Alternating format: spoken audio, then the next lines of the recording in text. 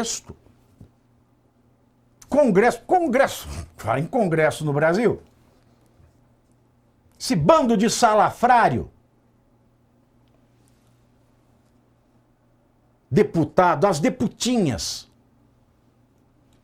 Nós somos governados pelo STF. É por isso que a eleição desse ano é importante. Porque o presidente que ganhar vai meter 4 ministros no STF. 4!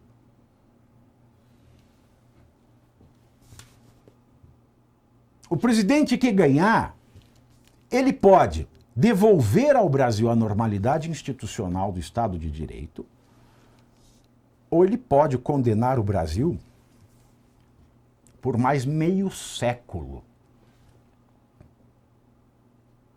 Eu não vou estar vivo para ver um Brasil Estado de Direito de novo.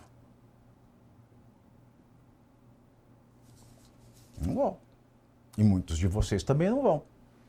Essa é a seriedade da eleição desse ano.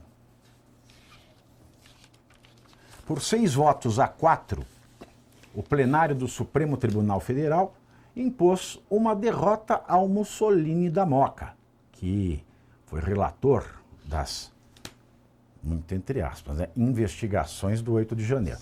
Que investigações entre aspas? Porque investigação é uma coisa séria, é um processo. Existe o devido processo investigatório. Onde está o devido processo investigatório? Está na lei. No caso da investigação criminal, está no Código de Processo Penal, que é o Código de Processo Criminal. E o Código de Processo Penal, ele traz uma série de atos investigatórios ordenados e metodologizados, atos aos quais se dá o nome de cadeia de custódia. Então, por exemplo, alguém é responsável pela guarda das imagens dos locais oficiais, de onde tem-se a notícia do crime. Essa pessoa fornece as imagens. A polícia pega as imagens, manda para a perícia, que vai analisar as imagens. E ela vai identificar as pessoas presentes naquele ato. Podem ser as pessoas presentes autores do crime, vítimas do crime, ou meros espectadores do crime. Então, todas essas pessoas que aparecem no vídeo, o que diz a cadeia de custódia, terão que ser ouvidas. O que aconteceu na Loucademia do Golpe? Magicamente, as câmeras que captariam com maior fidedignidade o que aconteceu no 8 de janeiro de 2023 seriam as câmeras do Ministério da Justiça e Segurança Pública do governo federal, ministério esse que era chefiado pelo hoje ministro do STF, Flávio Dino. Flávio Dino era senador, tornou-se ministro do governo Lula, e de ministro da Justiça e Segurança Pública foi, à revelia da lei, feito ministro do STF. A revelia da lei por quê? A inteligência da lei é muito clara. Se a lei eleitoral, ela diz que um juiz, para ser político, ele tem que ter uma quarentena de 6 meses sem ser juiz, não é preciso ser nenhum gênio para compreender que um político, para ser juiz, tem que ter uma quarentena de 6 meses sem ser político. Mas o Flávio Dino, ele foi político até a véspera do dia dele se tornar juiz. Mas estamos falando do 8 de janeiro de 2023. Ele era ministro da Justiça e Segurança Pública. Onde estão as imagens? E não tem. Como não tem? Um dia que nenhum brasileiro vai esquecer. Ele, que foi juiz de carreira, desconhecer a obrigação de guarda daquelas imagens. E não só juiz de carreira, um sujeito ao qual se atribuiu notável saber jurídico, desconhecer que ele deveria ter guardado essas imagens, isso é ocultação de prova. Isso é algum crime que eu não sei o nome. Mas tudo bem. Se você é de esquerda, nesses dias de regime militante, você tem licença para cometer crimes. Então, passou batido. Aí depois a CNN, em certo momento, obteve de uma fonte que goza do direito ao sigilo,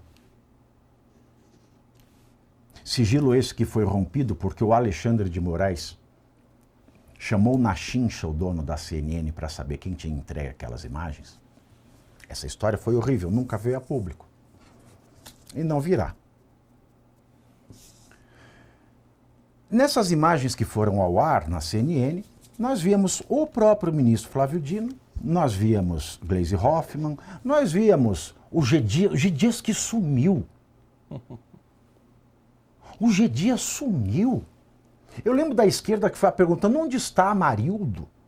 Eu fiquei me perguntando onde está o G. Dias. Ele mudou de nome, ele fez plástica.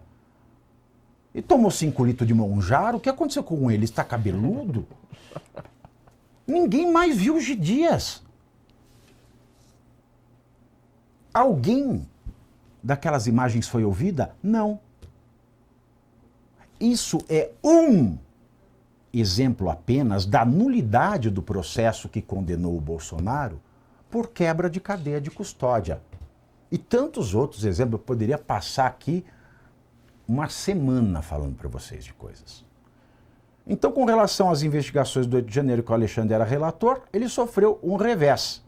E o STF abriu uma brecha que pode ajudar réus a descontarem de suas penas o tempo em que foram submetidos a medidas cautelares.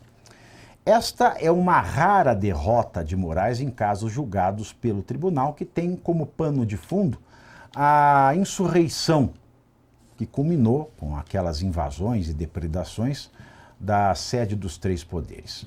Na prática, a decisão do Supremo não reduz o tamanho das penas, mas cria um precedente em que os condenados poderão recalcular o tempo necessário para cumprir as sentenças, sob a alegação de que o período que passaram por medidas cautelares diversas da prisão, como recolhimento domiciliar noturno, uso de tornozeleira eletrônica, enquanto eles aguardavam o julgamento, esse tempo deve ser computado e considerado pela Justiça. O caso em análise girava em torno da gerente de recursos humanos Simone Macedo, de São Paulo, que foi presa no dia 9 de janeiro de 2023 no acampamento em frente ao quartel-general do Exército. Simone foi condenada a 1 ano de reclusão, em regime inicial aberto, por associação criminosa e incitação ao crime. A defesa recorreu ao STF para que o período em que Simone ficou presa preventivamente e cumpriu medidas cautelares fosse descontado da pena, como se esse tempo já tivesse sido cumprido. A princípio, o pedido foi parcialmente negado por Moraes, que em decisão monocrática, óbvio, Mussolini da Moca autorizou o desconto de 59 dias em que Simone permaneceu presa preventivamente, mas rejeitou a possibilidade de descontar o período em que ela usou a tornozeleira eletrônica ou esteve em recolhimento noturno. A defesa da Simone recorreu e o caso foi levado para o plenário do STF, no qual Moraes manteve o seu entendimento, foi acompanhado pelos ministros Dias Toffoli, Cássio com K, né? E, é claro, tudo com o endosso do parecer do Paulo Gonetti, o panaca-geral do regime. Já os votos contrários foram de Cristiano Zanin, André Mendonça, Edson Fachin, Carmen Lúcia, Luiz Fux e Gilmar Mendes. De qualquer maneira, Wellington, você que lida no criminal,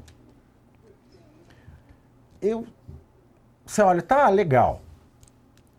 Mas isso não retira do fato de que o STF, fazendo isso, ele reconhece a validez de um processo totalmente ilegal, não é verdade? Exatamente, Pavinato. Toda vez que a gente volta a falar desses casos do 8 de janeiro e o Supremo se debruça novamente sobre ele, negando que na origem ele é podre, não se presta a nada esses processos, acaba convalidando, acaba conferindo validade ao processo. Acaba dizendo, olha, tudo que nós fizemos até aqui foi lícito, foi regular, foi legal, só precisamos fazer esse ajuste. Eu me recordo daquele caso, né, do 7 de Chicago. Tem até um filme na Netflix sobre isso, enfim. Quando eles foram para o tribunal, eles não reconheceram a legitimidade do tribunal. Uma vida de Boston, né? Os 7 de Chicago. Exato. Exato.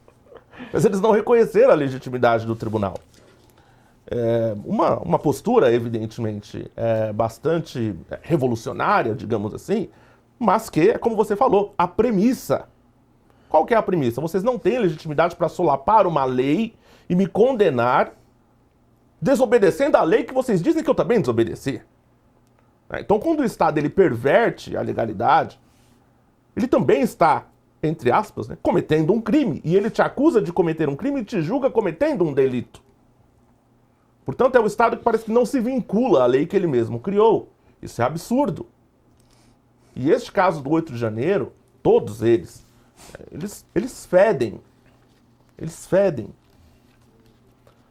O que eles usaram aqui, né? Quando você é preso preventivamente, você faz a detração depois do trânsito de julgado, o cumprimento da pena, você extrai da pena definitiva aquele tempo que você passou preso. O que eles fizeram aqui foi computar o período noturno e a tornozeleira eletrônica para os casos de semiaberto e regime aberto, né? O Zanin até utilizou ali uma espécie de calculadora mental que ele inventou da própria cabeça, dizendo, olha, quem ficou só o período noturno, para cada um dia, tira um dia de pena. Né? Para quem ficou no semiaberto, a cada 2 dias, tira um dia de pena. Então, tirou da onde? Do direito SEAD, freestyle. O SEAD MDMC. É esse instituto, você não conhece? Instituto sério. O SEAD MDMC é o Centro de Estatística Aplicada do meio do meu cu. É onde saem esses números. Não, direito penal, onde deve prevalecer a estrita legalidade. Você vir com uma dessa, meu chapa. Você vir com uma dessa, você tá... Não me perdoa. Olha, quem tá na televisão, na Smart TV, nós voltamos já. Quem está no YouTube, nós continuamos aqui, Eduardo. Pavinato, bom, a gente sabe de todos os erros técnicos, né? Eu concordo com essa introdução feita tanto por você quanto pelo querido Wellington, no sentido de que você acaba, vamos dizer, corroborando, endossando toda, né, dando um selo de legalidade a algo que já vem construído com cadeias de legalidade. Mas é isso que virou esse STF, né? Por exemplo, essa forma criativa do Zanin de fazer o cômputo da pena, o desconto, a gente sabe muito bem que todo mundo ali se sente apto a praticar, vamos dizer, uma inovação do direito. É este o ponto central. E a gente tem que recuperar isso no sentido do império da lei. Recuperar a lei, vamos dizer, a prevalência da norma, da redação normativa, né? Então, a mecânica do direito, ela tem essa estrutura.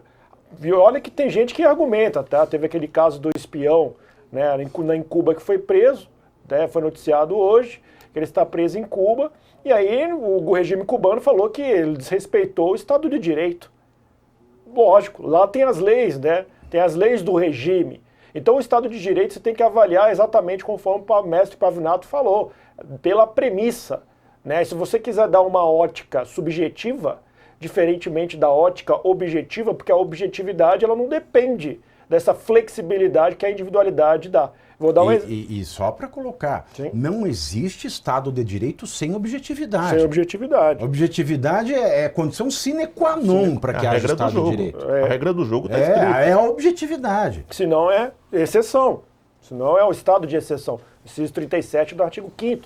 Então a gente sabe muito bem, a parte técnica aqui que a gente tenta trazer para você de casa, ver o tamanho da grosseria, né? Como o Pavinato também apontou aqui, que teve aquele, né, o LGTV 4K+, lá, que falou com ele, não, o Lula, mas o Pavinato refletiu que no período de nascimento até o presente momento, essa pessoa somente lidou com o Lula como presidente, o maior período de sua vida.